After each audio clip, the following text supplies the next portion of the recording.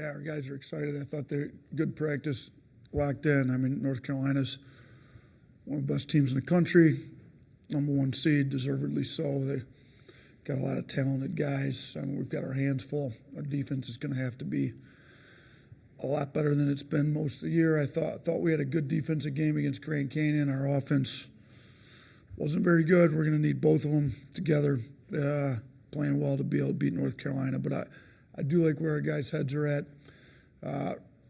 Luttrell's being reevaluated by the medical staff every day, and he's basically on a day-to-day basis now. So I'm not sure if he'll be available or not until they let us know tomorrow. So other than him, we're healthy. Obviously, and Davin's out. But you know, I think our guys are locked in. It should be a fun game. North Carolina likes to get up and down the floor, as do we. So it's going to be a pretty fast-paced game. I would think we're going to have to do a good job on Baycott. You know, we've played some of the best bigs in the country, so we've had some experience. You know, we played Edie, Ballo, Kalkbrenner back-to-back, played P.J. Hall, Clemson, played, you know, Tolu Smith at Mississippi State. I think, you know, we've played some of these bigger guys. Some we've guarded better than others, but we're going to have a plan for Baycott. And then obviously R.J. Davis is one of the best scorers in the country. You know, him and Sears, I think, are 11th and 13th. They're like right there together, and he's super talented. So you can't just have a game plan for Baycott. You got a plan for Davis. Cormac Ryan hit 7 threes against us. He was 7 of 9 from 3 in the tournament against us when he was at Notre Dame. Ingram just went 5 of 6 from 3 last game. So they've got multiple guys that can shoot it, score it inside. That's why they're number one seed. So we've got our hands full. We know it, but I think our guys are locked in and ready to go. All right, we'll begin here in the second row. The AP. Oh, sorry. We'll move to the first row. Nick Kelly, Tuscaloosa News. Nate Diabate, I should say, had some really good minutes for you guys last game. Essentially, has he earned more playing time, or what do you think of the minutes he's done so far for you guys? Yeah, no, he has. I mean, he's been tough, physical. His attitude's been great. You know, we always know if we put him in, we can get some toughness. So we got to find a way to get him some minutes. We like to have shooting on the floor, and that's not one of his strong suits. He was shooting it well in practice today, but, you know, he's easier to pair with, like, Grant at the 5 maybe when you get, you know, then you still only have, like, one non-shooter on the floor. But, no, like, his toughness, physicality, just kind of his will to win, you know. Like, yeah, he's probably earned some more minutes, but he's got to figure out ways to get them. And, you know, based on how Reitzel is, and, you know, Reitzel's been cleared to play before and then not been able to play that many minutes. So based on Reitzel, even if he can play, if he doesn't play that many minutes, there's going to be some minutes available for Mo to be able to pick up. We'll go next to the third row. Hey, Ryan Hennessy, NBC 13 in Birmingham. 2, if I could. First one, today was the day 5 years ago that you were announced officially as the head coach of Alabama. To look back and just kind of talk about your 5 years and how special it's been, obviously the contract extension, and what's it's meant to not just you but your family. I didn't even realize that March 27th it was, huh? You were announced that day, and then you were introduced the day after, I believe. 1 week after my oldest daughter's birthday. She didn't like the wasn't a very good birthday present for her to move her from Buffalo to Alabama, but it's turned out to be pretty good. She loves in Alabama now. Lexi's a sophomore at the university. We, you know, Lexi and Jossie will be here for the game tomorrow. We've come to love Alabama, and I think we've gotten the program turned around. I think, you know, we've been able to do what Greg hired us to do. Let's get this basketball program on a national level, like about every other sports program at Alabama is. So we still haven't gotten to a Final Four. That, to me, that's kind of the next step. So got to win tomorrow to get a chance to win another game to get to the Final Four. So, you know, making a Final Four is not easy. You got to beat some good teams. You got to upset some teams. So, you know, we've somebody gave me a good stat the other day.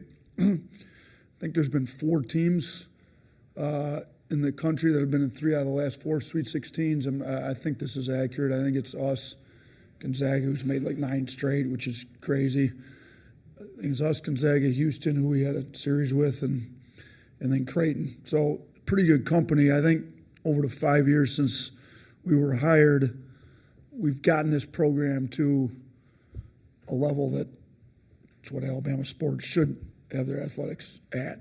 Now, we got to make another step. So we got to get this team locked in, really ready to go against Carolina. But I'm super grateful to Greg and Dr. Bell and Chancellor St. Jean and the whole board. They've been super supportive. I'm appreciative that they gave me a new contract and want to keep me around in this business. Sometimes they don't want to keep you around very, very long, but I think we've done well enough that they want to keep us here and keep this thing rolling. My second one is we were out there, I believe it was 2 years ago in San Diego. When you see Cormac Ryan, I know you mentioned it, but oh boy, yeah, that was That was not one of our better NCAA tournament games. He killed us. I think he was 7 of 9 from 3. I think he scored 29 points on us. That was the game that Quinterly blew his ACL out in the first couple minutes, so that it didn't. He was playing really well. It didn't go well for us. I think it was the only time I've been at Alabama that we haven't made a Sweet 16, that they've had an NCAA tournament. So they didn't have the tournament my first year with COVID, and then these last 4 years we've made a Sweet 16. 3 out of those years, that was the one. So we tried to recruit him when he went in the portal. If a kid destroys you like that, it'd be good to add him to the roster. We were not successful in our recruitment of him. He picked another pretty good basketball program, and here we are. So we've got to try to figure out how to stop him a second time. But Hi, Coach. Nikki Kay with Spectrum Networks. First of all, happy belated birthday to your daughter. But you're back in the Sweet 16 with 3 returners from last year, and you're facing a program that's got a unique blend of experience and talent. So when you look at these 2 teams, what do you think it is about the composition of players that helped you guys get to this point in this landscape? Yeah, I mean, we had three returning players from last year, so it's not many, but we're in the transfer portal era where that happens. I think those 3 guys got good experience, Mark and Rylan and Nick. Then we were able to add in some really good freshmen that have contributed. We talked about Mo Diabate earlier and Jaron Stevenson, who's from Chapel Hill, so this is a little bit of a meaningful game for him. Sam Walter's been good for us, those 3 guys. And then we were able to add some transfers that have really helped keep this program at a pretty high level. Estrada has kind of been that do-it-all guard that's been great for us, had a triple-double. Grant's been good for us. Reitzel's been really good for us. I think we got a pretty good mix of a lot of new guys in to keep this program up to where, we're not the number 1 overall seed like last year, but you don't get Brandon Miller every year either. So I thought we got some pretty good replacements in to keep us at a pretty high level to where we're in a Sweet 16 and got a shot to make the second. Alabama's only been to one Elite Eight ever, and that's the farthest they've ever gone. So if we can win one more game, we kind of equal that, and then give ourselves a shot to try to make the first Final Four ever there. go ahead. We'll go to the third row here.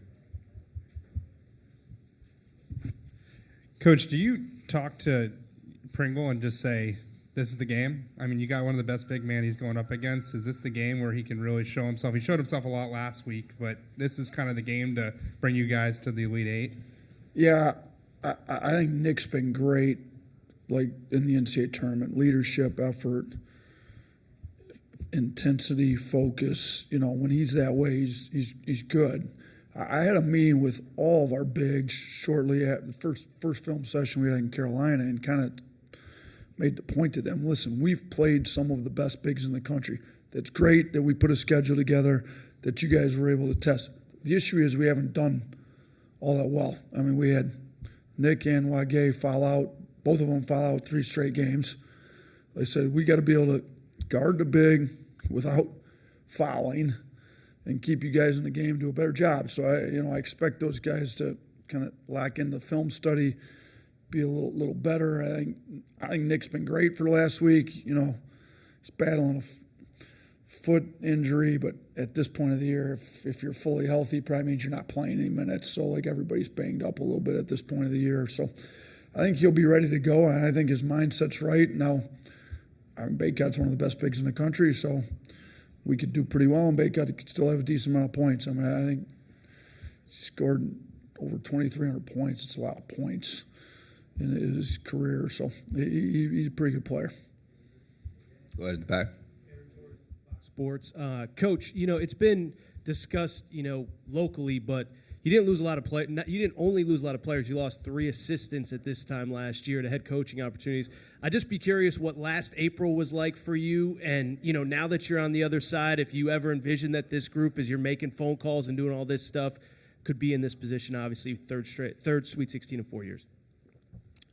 Yeah, like last, you know, it was great in some regards because you get to see your 3 assistants that have been with you for 4 years get the opportunity to go be their own head coach, which is why, you know, kind of the ultimate goal of assistants. So you're really close to Brian, Charlie, and Antoine. They've kind of been in the wars with you for 4 years, and now they get to run their own program, so super happy for them. But, you know, maybe not all at the same time. So, you know, like, you know, if it comes up, we're the number 1 team in the country, so that helped. So, you know, we've got a saying here, when the tide rises, all the boats rise. We use it with the players, trying to get them to realize when you win, you all get taken care of. But it applies to the staff, too. So while I was really happy, it did cause some stress. So I you know, Charlie and Brian had their jobs, and then the day that Petway got his, all of a sudden I realized, like, I have no assistants left anymore. So, you know, we started to make some hires. I'd made, you know, talked to Coach Pannone a little bit, but he still had the NBA season going. Talked to a couple other guys in the NBA that maybe wanted to get into college. I'd talked to Preston. We had to sort through some issues on him. And then, you know, I'd interviewed a handful of guys when I'd been at the Final Four myself, and all of a sudden I'd start to make some decisions. I had 0, you know, at least till Antoine got it, I had 1. So to have 0 assistants and then realize that you've got to replace all these players, we got to get going here. So, you know, the hiring process, you know, when Pannone said he wanted to do it, that's great. You know, he still had to finish the NBA season. Preston had to wait till his show cause was up. So I got Claunch in, who had been a head coach, and I think he did a really good job kind of helping hold it all. I think I did a pretty good job with the hiring. And now I got to go hire some more, you know, because Claunch already got a head job again, which is great because he deserves it. So I think to put the roster together that we did speaks volumes to the staff, to our system. To be able to hire the guys in that I did speaks to the level of basketball we've got in this program too. But, yeah, we only had 3 returning players and no returning assistant coaches. So that's – now – you're able to put 2 more guys on the floor, not recruit. So Bowman's been with me for a while, so we were able to at least have some continuity with a guy on the floor that's been with me. But, yeah, I think our staff's done a great job. I think we did a pretty good job hiring, and the administration was great in helping me hire the right guys and keeping this program up to a pretty high level. All right, we got time for one more. Go ahead in the back. Cameron Salerno, CBS Sports. I know you mentioned earlier that you guys played one of your best defensive games in a while. How do you guys balance that and maintain that level of defensive intensity while also, you know, maintain the top scoring offense in the country as well? Yeah, I told them we don't have to forget about offense when we play great defense. You can put both together. So the Grand Canyon game, I thought, I mean, I've had people compare it to a rugby contest, football contest. It got a little rough, physical. I like the fact that our guys matched their physicality and we stayed in it and didn't quit and showed a lot of character. But, yeah, it'd be nice for our offense, you know, to take care of the ball and make shots like we've been. So we're going to need both. I think I honestly, in the past, have felt like when we've played our best defensive games, you know, with other teams, even this team, then you can get out and transition more when you're getting stopped. So a great defense should help your offense in theory. Now, again, when it was as physical as it was and, you know, guys had to get used to the officiating and what was going to be called, what wasn't going to be called. That might have had some effect on the offense. I think North Carolina is a pretty physical team, though, too, which, they've got a pretty good defense. So, we've got to get our offense back. We know that. We're not going to be able to hold Carolina to 60 points. It's not really who we are, and that's definitely not who they are. So, we're going to have to get an offense that's clicking like the number one offense in the country in order to have a chance to win this game. So we've made that point. We're putting a little more time in on our offensive side, trying to figure out how to attack them. Now, they're not easy to figure out how to attack because they've got really good rim protection. They got good guards. They've got smart players. They're good. But we are putting some time in on our offensive side of the ball, too. All right, thanks, Coach.